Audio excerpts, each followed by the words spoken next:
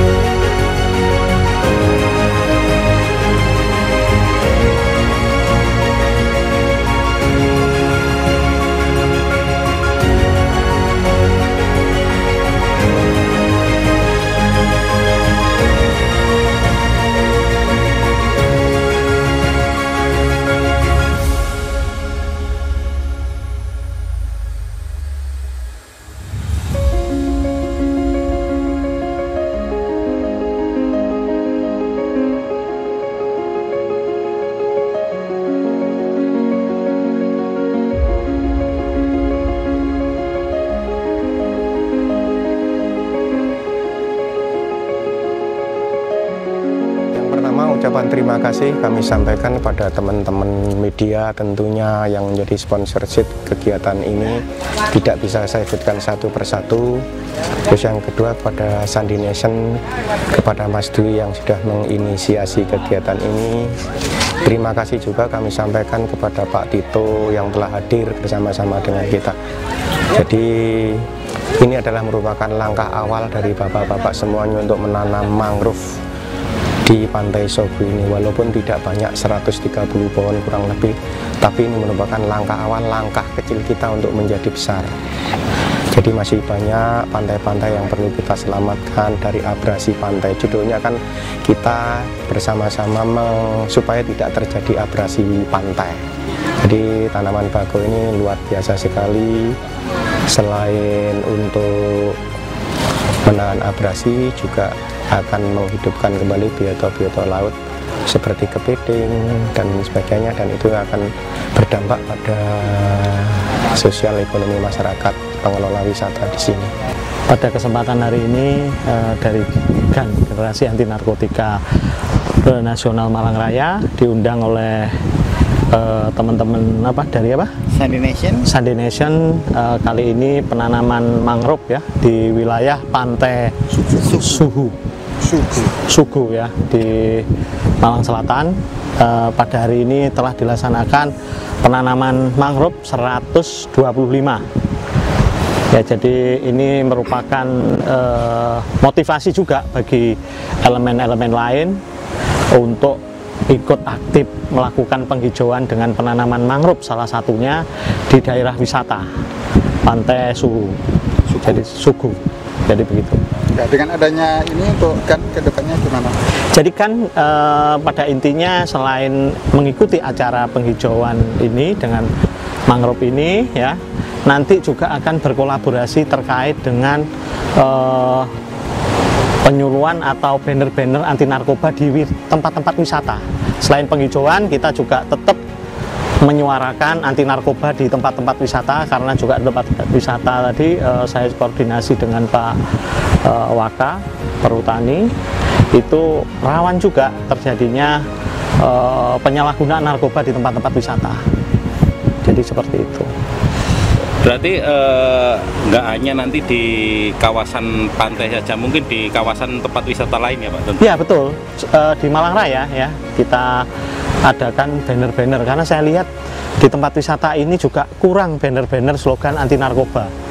Jadi kenapa dari Mas Jun juga mengundang saya untuk sedikit juga memberikan gambaran-gambaran tentang anti narkoba di tempat-tempat wisata selain penghijauan. Nah ini nanti juga memotivasi juga, akan kami suarakan juga di rekan-rekan lembaga-lembaga ormas-ormas lain untuk peduli, mengajak peduli untuk ke Malang Selatan untuk melakukan penanaman mangrove. Jadi biar daerah wisata ini selain kita penghijauan juga memberi manfaat lain, seperti adanya biota-biota laut ya, seperti ikan, kepiting dan udang, itu tempat untuk berkembang biak. Jadi saya berharap juga lembaga-lembaga lain atau elemen masyarakat lain untuk peduli terhadap penghijauan.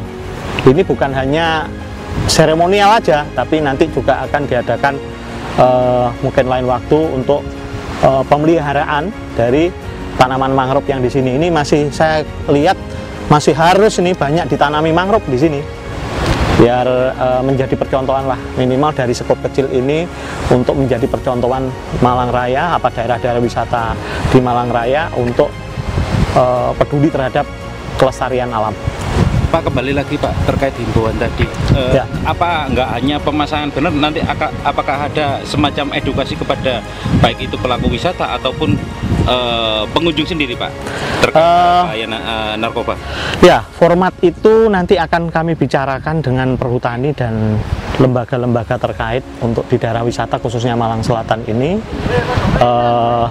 Modelnya sementara ini yang kami ajukan adalah banner-banner slogan-slogan anti narkoba kepada pengunjung wisata di daerah pantai Malang Selatan, karena saya lihat belum ada sama sekali itu slogan-slogan banner ya. Minimal banner lah kita pasang untuk selalu mengingatkan.